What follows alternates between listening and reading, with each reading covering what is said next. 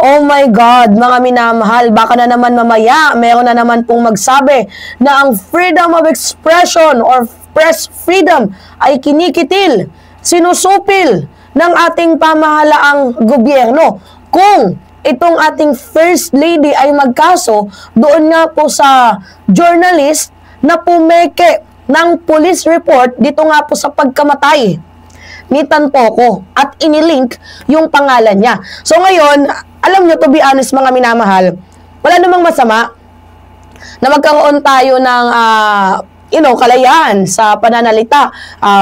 Ihusgahan nyo man ang kasalukuyang administrasyon, i-call out nyo man, wala namang problema dun eh. Kasi parte po yan ng freedom of expression.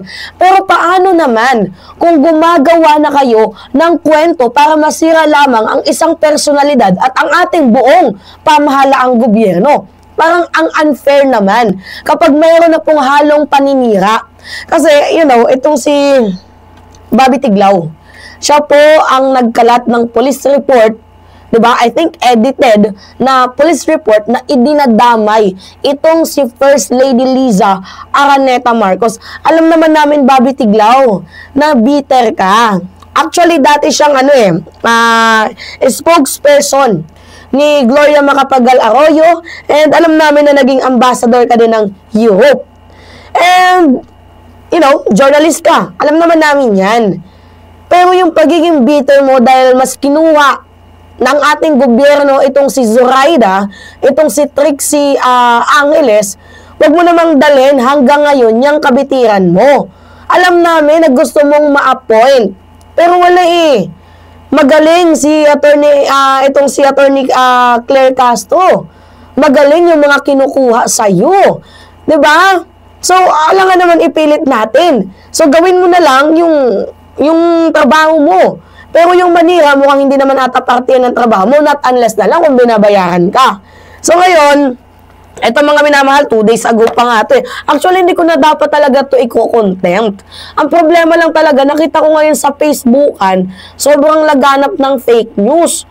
To be honest, mga minamahal, sobrang laganap ngayon ng fake news. Talagang idinidiin nila itong si First Lady na gumagamit. Tuwang-tuwa nga dito si Harry Roque eh. Tuwang-tuwa si Harry Roque, First Lady Liza, umamin ka na. Parang kala mo baga, nakita niya itong si FL na gumagamit talaga eh. 'Di ba? So ngayon, ito yung balita. Okay. Palace, Beverly Hills Police report fake to link First Lady to Tantoco death. So, nanggaling na mismo yan sa Beverly Hills Police, mga minamahal, na yung inilabas ni Bobby Tiglao na kinagat naman ni Malu Tequilla at ng ibang mga reporters ay peke na idinamay ang pangalan ni First Lady dito nga po sa pagkamatay ni Tantoco na gumagamit daw po ng droga. 'Di ba? Dinagdag na lang daw po 'yun. Nakita niyo naman sa papel, 'di ba? Actually, shinare ko na nga yan dito sa aking YouTube eh. 'Di ba yung unang original copy ng police report dito sa dinagdagan na ng end, 'di ba? So sabi dito, Malacanang on Tuesday denounced efforts to link First Lady Liza Araneta Marcos to the death in the U.S. of Western Executive Paulo Tantoco in March. Alam nyo kung ano yung nakakaiyak dito, mga minamahal? Nadadamay ang mga kamag-anak ng patay na supposedly dapat ang ginagawa nila nakikiramay. Diba, supposedly dapat yung ginagawa nila condolences. Kaso, nadadamay pati mga kamag-anak ng patay dahil sa pamumulitikan ninyo. Nakakaya naman kayo. So, the Palace Press Officer Under Secretary Claire Castro in particular branded as huge lie. Kasi malaking kasinungalingan naman talaga to eh. Na ipapakalat nila na kasama itong si FL Liza, tapos lumabas naman pala yung report ng Beverly Hills Police na isa po yung fake. Diba? So, the portion of the Beverly Hills Police Department report that was posted on Facebook. The said portion adverted to the drug overdose and companions of the deceased getting summoned for questioning. Ang sinasabing police report na naipost sa Facebook ay isang malaking kasinungalingan. Kahit kayo po mismo ay maaaring mag-imbestiga sa nasabing lugar. sa Beverly Hills Police Department para malaman nyo na iyong inilagay sa Facebook na may guhit na color pink ay ang parting idinagdag lamang. Actually, nandun sa Facebook ko yung, yung dalawang copy. At makikita nyo na yung police report na isa, yung original, tas versus sa kabila na mayroong kulay pink doon, yun po yung idinagdag lamang kasi mayroong and, ganyan-ganyan, nandun pa si Alex Miro, and I don't think so, is dinagdag lamang. So, sabi pa dito, nag-start ang salitang, actually, panoodin na lang natin tong video ni Atty. Claire para mas malinaw, mga minamahal. Nakakalungkot dahil yung mga pribadong tao na nagluluksa ay nadadamay sa pamumulitika. Tama. Ginagamit ng ibang mga obstructionists para masira ang First Lady, ang Pangulo, at ang administrasyon na ito. Nakakahiya ang kanilang mga ginagawa. Unang-una, si Mr. Paul Tantoco ay hindi po kasama sa official entourage ni FL o ni First Lady ng unang gina. Nakakahiya dahil gumawa sila ng peking police report. Naturingan journalist, mga dating spokespersons, hindi marunong mag-imbestiga na sarili.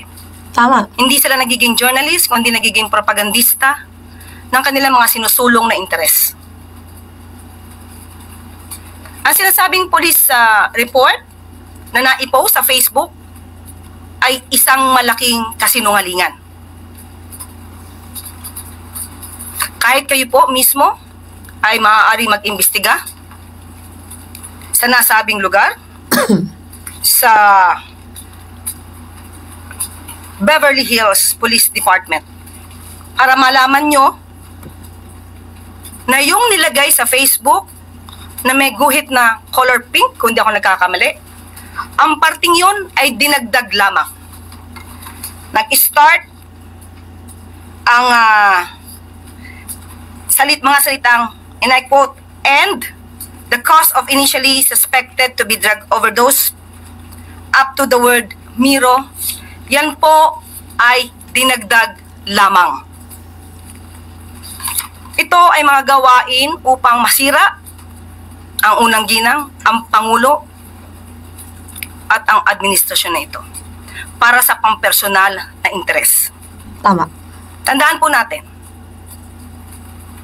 ang unang ginang po, nung siya ay nasa Los Angeles, ay meron po siyang security service Mga PSG. na provide ng US.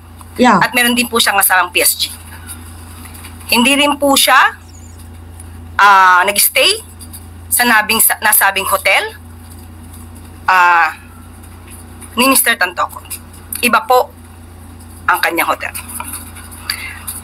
At meron po siya mga activities March 8. Kung pwede po nating makita, maipakita sa monitor. March 8, makikita niyo po sa screen na mayroong konsyerto para sa Pilipino. Tama. Makikita niyo sa larawan din, Secretary Cristina Frasco. Yeah. March 8 yan ginanap, hapon hanggang gabi. Papaanong masasabi ng mga obstructionist na to, ng mga fake news peddlers na to, ang patungkol sa nakita nila mga tao doon sa vicinity? Kaya po yan ay dinagdag lamang. Nandito naman po yan sa Facebook ng unang ginang. Pero kahit ito po ay nasa Facebook at ito po ay naire-report naman, pilit nilang binabago ang kwento at nakakalungkot dahil kapwa Pilipino ang kanilang niloloko para sa kanilang personal na interes. So muli, Okay. sa mga journalist na nagpapanggap na kayo journalist, pero lumalabas na kayo propagandista, maawa po kayo sa bansa. Maawa po kayo sa taong bayan. Huwag niyo pong lokohin ang mga Pilipino. Grabe yung words na binitawan ni Attorney Claire, no? Sa mga journalist na nagpapanggap na journalist at mga makapili, sa madaling sabi, mga propagandista, maawa na, actually mga minamahal, ito yung nakakalungkot eh.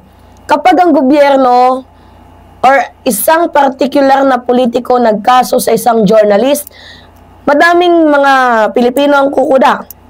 Pinapatay nyo ang freedom of the press or ang freedom of the expression. Pinapatay ninyo. Pero paano naman yung mga taong sinira ang pagkatao ng isang tao? Diba? Paano naman yung mga nasiraan ng mga journalist tapos sila ay hindi nakasuhan? Parang ang unfair. Diba? So, feeling ko, hoping sana nakasuhan itong si Bobby Tiglao dahil siya ang nagpakalat ng pekeng police report na itong si F.L. Liza daw po, mga minamahal, ay involved sa paggamit ng ipinagbabawal na gamot, di ba? Na naging sanhi ng pagkamatay nino? Ni Tan Toko. So, alright mga minamahal, yun po, maging maingat at mapanuri na lamang po tayo sa mga binabasa nating mga balita. Kasi sa panahon ngayon, kahit journalist mismo, nagpapakalat ng fake news. It's me again, Alicia nyo, nagbabalik muli para sa ating panibagong video. Maraming salamat at ingat, mga kababayan.